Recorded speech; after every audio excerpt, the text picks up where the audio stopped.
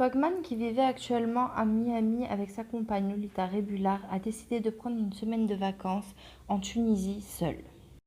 Au cours de cette semaine, il décide de transférer les 6 millions de dollars de son compte suisse vers la Tunisie.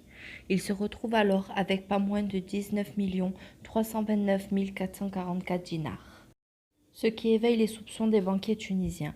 Il décide alors de contacter la police et de geler le compte de Swagman. Une semaine passe et au moment de retourner à Miami, Swagman apprend qu'il est interdit de quitter le territoire tunisien.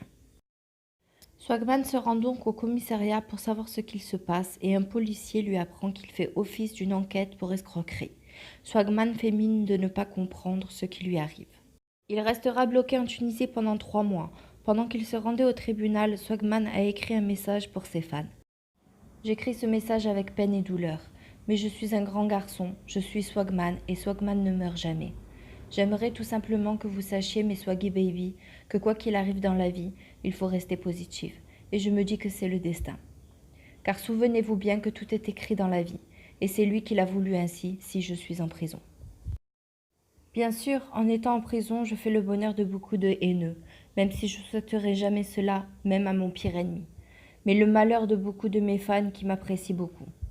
Dans ce texte écrit en route pour le tribunal pour voir le juge d'instruction, sachez que je vous aime et que si ceci est ma dernière photo, vous allez vraiment beaucoup me manquer.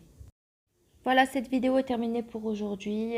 Donnez-moi votre avis pour me dire ce que vous en pensez, si vous pensez qu'il mérite ce qui lui arrive ou si personne ne mérite d'aller en prison. Surtout, n'oubliez pas de mettre un pouce bleu, de vous abonner à ma chaîne et d'actionner la petite cloche.